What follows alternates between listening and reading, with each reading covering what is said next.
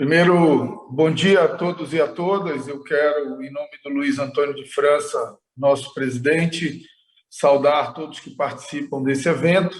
Quero saudar também, ainda que na ausência, o presidente Rodrigo Pacheco. Eu acumulo a condição de vice-presidente da Câmara e isso me coloca na condição de vice-presidente do Congresso Nacional, então sou vice também do presidente Rodrigo Pacheco nas sessões do Congresso Nacional.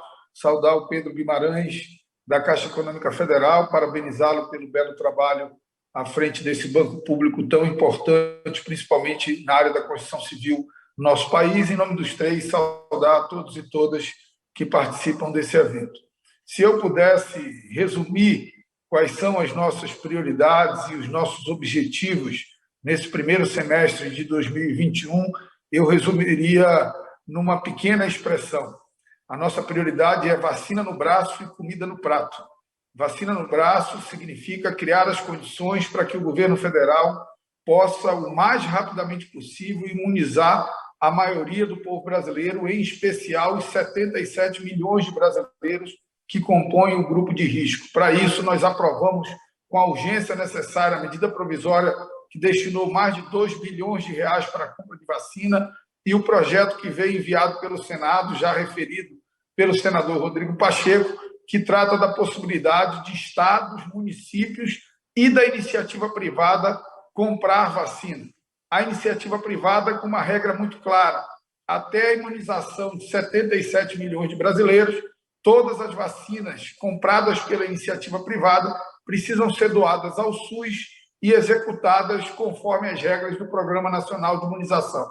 Após a vacinação de toda essa faixa prioritária do povo brasileiro, cada vacina comprada pela iniciativa privada, 50% doada ao SUS e 50% comercializada pela empresa. Isso certamente vai promover não só ações de solidariedade do setor privado nacional, mas também estimular, após a imunização de todos do segmento de risco, estimular a imunização de quem pode pagar pela sua vacina. E quando eu falo de comida no prato, eu poderia resumir em, com agilidade, tomar duas medidas essenciais para o país. O primeiro, alguma política de transferência de renda para milhões de brasileiros que perderam completamente a sua renda.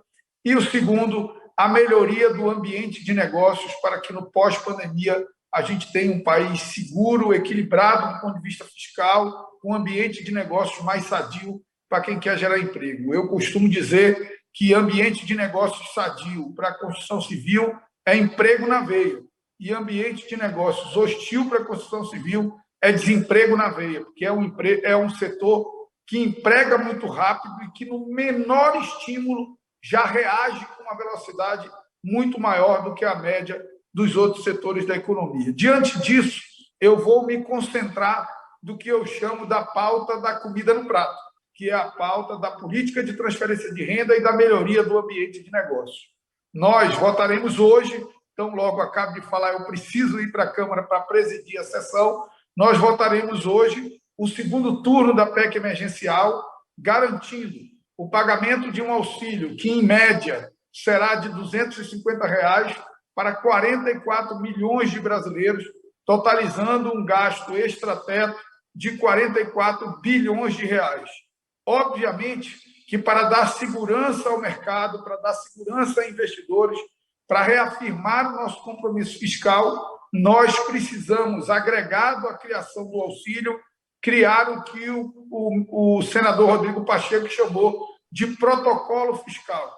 Esse protocolo fiscal será aprovado para dar tranquilidade do compromisso do país com o equilíbrio das contas públicas. Hoje votaremos no segundo turno, os destaques que ficaram pendentes e, certamente, já na semana que vem, promulgaremos a PEC emergencial. Também temos um desafio enorme, que é, com a máxima agilidade, entregar ao Brasil o nosso orçamento. É um absurdo que nós vamos entrar o mês de abril sem ter o orçamento público, com o governo executando apenas duodécimos e vinculado apenas aos gastos obrigatórios. O orçamento deve ser votado na comissão mista nos dias 23 e 24 e, na semana seguinte, votado no plenário do Congresso Nacional, e penso que esse é um sinal importante também.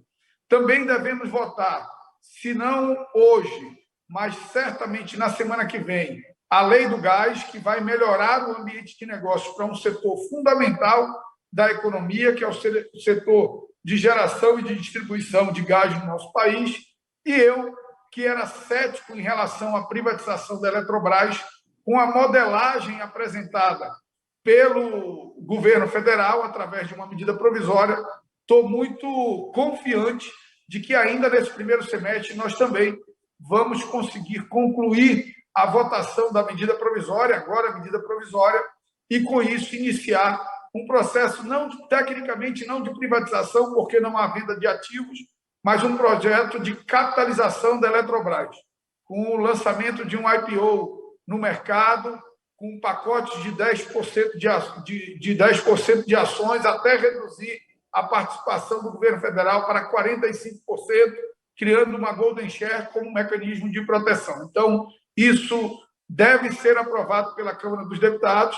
A medida provisória já autoriza que o BNDES faça os estudos de modelagem, mas o início do processo de capitalização depende da conversão da medida provisória em lei, e isso foi um sinal que eu solicitei ao ministro Bento, para não parecer que o governo federal estava dando um bypass no parlamento, posto que tem um projeto de lei em andamento sobre privatização da Eletrobras e o governo atravessou uma medida provisória. Isso distensionou qualquer impacto negativo que a apresentação da medida provisória poderia ocasionar. Dito isso, eu caminho aqui para as duas macro-reformas fundamentais para o país. Eu tive a alegria e a honra, que vai ficar marcado na minha história de vida, de presidir a Comissão da Reforma da Previdência, que eu chamava, todas as vezes que dava entrevista, de o plano real da nossa geração. O plano real foi o sinal mais contundente de compromisso com o controle de gastos, com o controle da inflação, e a reforma da Previdência, com a potência fiscal que ela teve, de mais de 800 bilhões de reais em 10 anos, ela foi o maior sinal de compromisso com o equilíbrio fiscal que o nosso país teve. Infelizmente, nós perdemos uma janela de oportunidades, que foi o ambiente reformista do ano de 2019, e não conseguimos, após a reforma da Previdência, avançar na reforma administrativa e na reforma tributária, por uma série de equívocos que nós não temos tempo aqui para refletir sobre eles. O fato é que, com a instalação da Comissão de Constituição e Justiça ontem e a eleição da nova presidente, na semana que vem nós já deveremos ter a indicação do relator na CCJ da proposta de reforma administrativa, e, ato contínuo, a aprovação na CCJ, ela irá para a comissão especial, com a meta que nós temos do presidente Arthur Lira e do presidente Rodrigo Pacheco de entregar ao país a reforma administrativa ainda no primeiro semestre. Ainda que ela não tenha impacto fiscal nesse primeiro momento, porque trata só dos servidores que entrarão no serviço público a partir daqui, ela reafirmará o nosso compromisso com as reformas de natureza fiscal e com o equilíbrio fiscal do nosso país, e apontará que tamanho de país, que tamanho de estrutura pública nós queremos para balizar os debates sobre a reforma tributária. A reforma tributária, eu penso que ela está alguns passos atrás, mas o presidente Arthur Lira e o presidente Rodrigo Pacheco já definiram um protocolo de tramitação dela, o que é importante. A reforma tributária terá o relatório do deputado Aguinaldo Ribeiro apresentado na comissão mista, mas terá tramitação iniciada pelo Senado. Portanto, aquela ideia inicial de uma tramitação Câmara-Senado-Câmara, ela é invertida para a ideia de uma tramitação Senado-Câmara-Senado. Diante disso, a análise política que eu faço dessa decisão dos presidentes é que deve reduzir o protagonismo da PEC 45 e aumentar o protagonismo da PEC 110, o que significa, talvez, afastar um pouco da ideia de um IBS nacional, de um imposto único com alíquota única nacional, e aproximar da ideia de um IVA dual, um IVA federal e um IVA estadual, e, a partir desse pilar, a construção da proposta de reforma tributária. Não é simples, são muitos conflitos setoriais e federativos, mas nós nos esforçaremos para entregar no segundo semestre.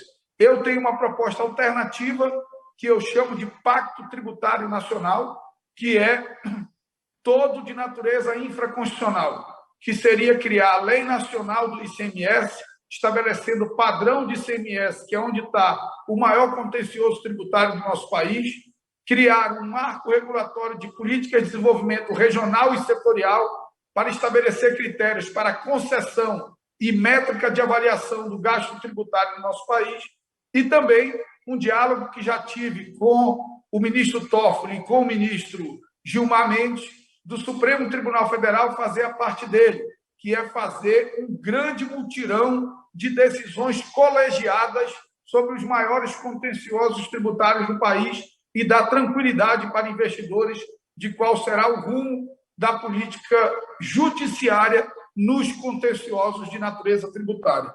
E, por fim, dentro desse Pacto Nacional Tributário, o papel da Receita Federal, que precisa se conscientizar de que é um órgão que precisa estar submetido às decisões legislativas e judiciais. Não dá para a Câmara acabar com o voto de qualidade no CAF e a Receita Federal publicar uma portaria mantendo o voto de qualidade no CAF. Não dá para o Supremo Tribunal Federal reconhecer um crédito tributário presumido, por exemplo, da Zona Franca de Manaus, eu sou um deputado do Amazonas, e a Receita Federal continuar autuando as empresas. Isso gera uma absurda insegurança jurídica no nosso país. Dito isso, eu faço um recorte, serei pontual, sobre temas mais relacionados e sensíveis. Registro ainda a lei do saneamento, que está dentro das nossas prioridades, a necessidade de apreciar imediatamente o veto da lei do saneamento, em especial um veto específico que tem a ver com o interesse da Constituição Civil no nosso país.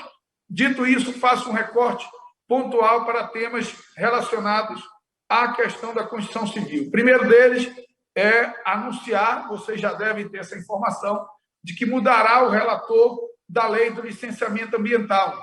O relator não será mais o deputado Kim. O relator não será mais o deputado Kim Kataguiri, e o relator deve ser indicado essa semana o deputado Neri Geller. Eu acho que melhora a interlocução com todos os setores relacionados ao licenciamento ambiental e melhora a interlocução interna dentro da casa, aumentando as possibilidades de aprovação da matéria.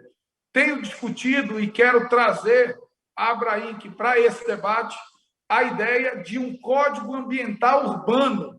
Nós não podemos ter o Código Florestal, que foi feito para áreas de floresta, regulando espaços urbanos consolidados. Isso tem a ver com APPs.